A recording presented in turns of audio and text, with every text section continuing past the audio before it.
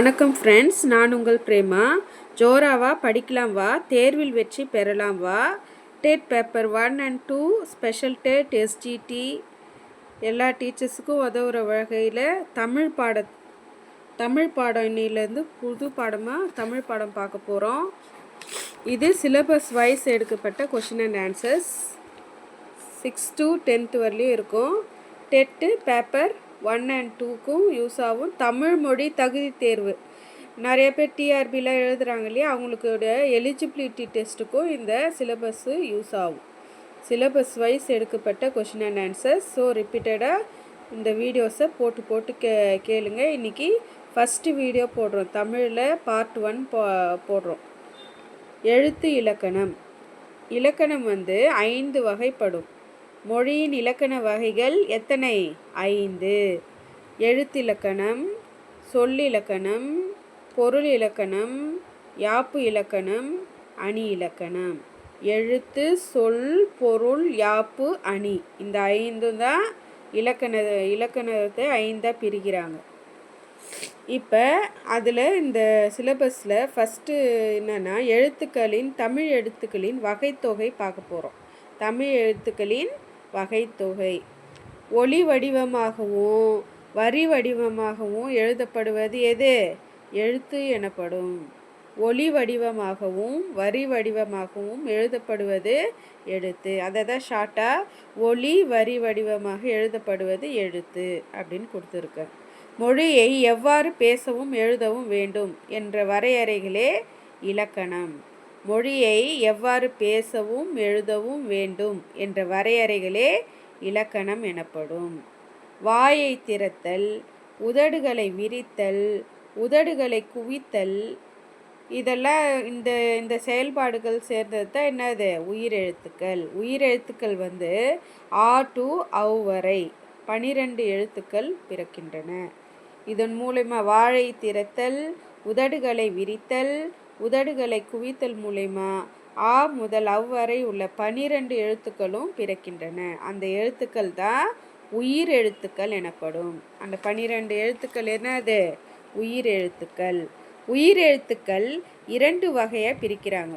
உயிர் எழுத்துக்களை 2 வகையாக பிரிக்கிறாங்க. அவை குறில் எழுத்துக்கள், நெடில் எழுத்துக்கள்.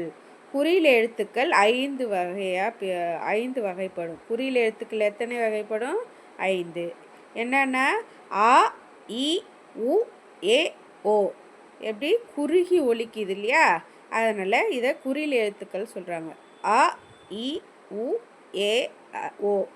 இந்த 5ம் குறில் எழுத்துக்கள் ஆகும். நெடில் எழுத்துக்கள் 7. ஆ, இ, உ, ஏ, ஐ, ஓ, ஔ. நீண்டு ஒலிக்கின்றது இல்லையா, அது நீண்டு ஒலிக்கிறதுனால நெடில் எழுத்துக்கள் 7 வகைப்படும் சொல்கிறாங்க. மாத்திரை என்பது கால அளவு. நம்ம எப்படி இப்போ குறுகி ஒலித்தோம், நீடித்து ஒலித்தோம் இல்லை, நீண்டு ஒலித்தோம் இல்லையா, இதோட ஒலிக்கிற நேரத்தை தான் கால அளவுன்னு சொல்கிறாங்க. கால அளவுனா ஒரு மாத்திரை என்பது ஒரு முறை கண் இமைக்கவோ ஒரு முறை கை நொடிக்கவோ ஆகும் கால அளவு மாத்திரை. ஒரு முறை கண் இமைக்கவோ ஒரு முறை கை நொடிக்கவோ ஆகும் கால அளவு தான் என்னது? மாத்திரை.